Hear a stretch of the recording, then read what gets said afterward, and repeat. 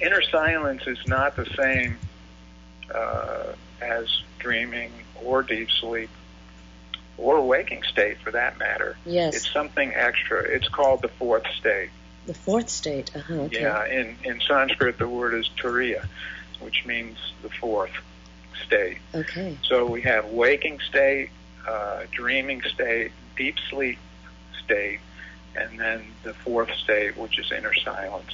And yes. that inner silence will, once it has been cultivated to be abiding in our life, it will be there 24 hours a day, even while we're in deep sleep. Now, that is interesting because a while ago, and it hasn't happened lately, but I don't know if it was something I was doing in my meditation practice that was instigating this reaction, but quite often I would go to bed at night and go to sleep, but my awareness would be very much awake, and I could watch my mind even having a dream.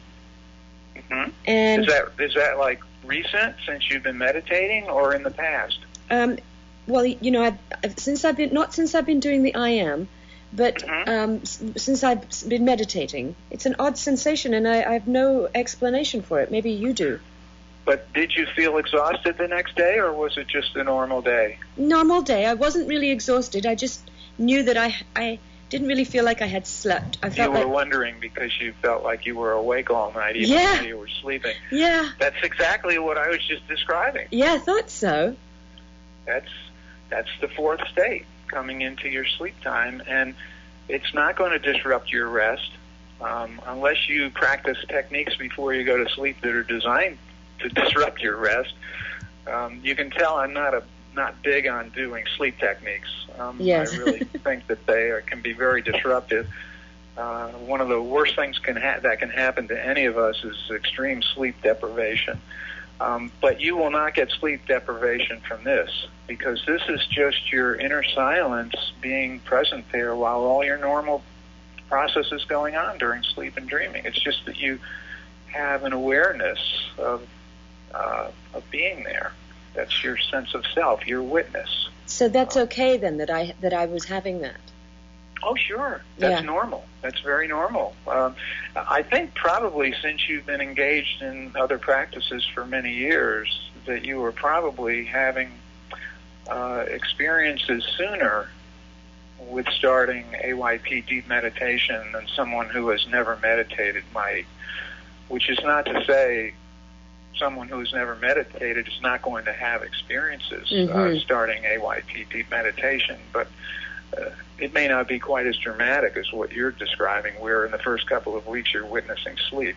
That's a pretty advanced experience, and it's a wonderful experience. It's knowing what it is helps, because then because sometimes I was wondering, gosh, maybe I'm not getting the rest I need because I feel like I'm always awake.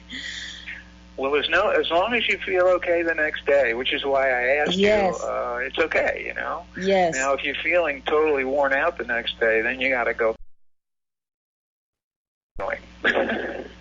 Yes. You're going to be there all the time as the witness, and it's just a matter of how you manage that. Yes. It's not that complicated. It's just to live normally is all it is. Okay. Good. And you have that extra dimension of yourself there that gives you really a big leg up on life. Yes. Many traditional paths ask for the devotee to be committed to no other. How do you feel about that? Because some of them even say that theirs is the only way or the best way. To a guru, you mean, or to a particular teaching? To a particular teaching, or both. I've kind of dabbled around a little bit because I'm curious. And I think the most important thing a person needs to be devoted to is their own growth, their own spiritual development, if that's the terms they see it in, or their own personal development, if it's not considered to be a spiritual quest. As long as we're growing, I think we're fulfilling our purpose here. And I think that is the most important thing. And if that involves being involved with a particular teacher or a particular teaching and and the person is devoted to that, that's great. That's fine. But what I don't think is very good is when a teaching or a teacher requires that the student be devoted to that teacher or teaching no matter what. Now, people will argue it the other way and say, well, when you're immature and you're not developed, you have to have someone to be devoted to. So there's a kind of a chicken and egg thing in there. Should the teacher tell the student to be devoted to them, or should the student find their own devotion to be devoted to the teacher? That's a bit of a catch-22. Yeah, I think when it comes naturally from the student, it's real, it's there. And I felt as soon as somebody tells me that this is the only way, I have an inner rebel in me. Yeah, and I do too, and I think most of us in the West do, because we're very much an exploring kind of culture. Yes. And we want to figure things out for ourselves, and we want to find the truth.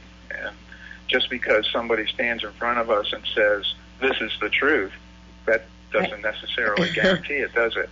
And it doesn't mean that I'm going to believe it just because they're saying it. I have to find it for myself. Yeah, and in AYP, what I say, and as you know, I do not wish to be a guru, and AYP is not that kind of a teaching where you have to follow it to the letter. It's a resource. And what I say to people is try the practices and judge from your own experience. And if the experience is good, continue and work with it and make it work for you. Yes. And if something else needs to happen along the way where AYP is somehow not filling the need, then go for it. Find out what it is that you need and go for it, because AYP is just a resource. Yes, yes. So people can follow it as a standalone path, or they can use it to support other things. Well, I think it's an incredible service that you're offering here, because these little things that have been coming up for me, the eyes and moving and the sleeping but not sleeping, just these things that come up can hinder you if you don't get the questions answered, if you don't know what's going on. And in fact, I know one of the reasons that I have kind of moved from one teaching to another to check out different teachers is because I haven't been able to get my questions answered with the one I'm on. Yeah. And so it's not an easy thing when you have traditions that are for centuries have been secret and limited access and in some cases limited experience, so the answers really aren't there. Yes. And it is a difficult situation. I think the wonderful communications we have now through the internet is doing so much to remedy some of those shortcomings that we've had, just because of the way things have been structurally, with the lack of communications and the need for secrecy. I'm not saying the traditions shouldn't have been secret, because there were very good reasons why they were. Yes. And some of them still are, and that's fine. But now we have this whole other dimension of communications, and if you have a question, like the questions you've just been asking today, any of them, you could go onto the AYP support forums on the website, and there'd be, 10 people who could answer those questions, at least. If they happened to be on that day, if they weren't meditating. Okay, so it's a wonderful thing, the communications we have, and we really have the internet to thank more than anything.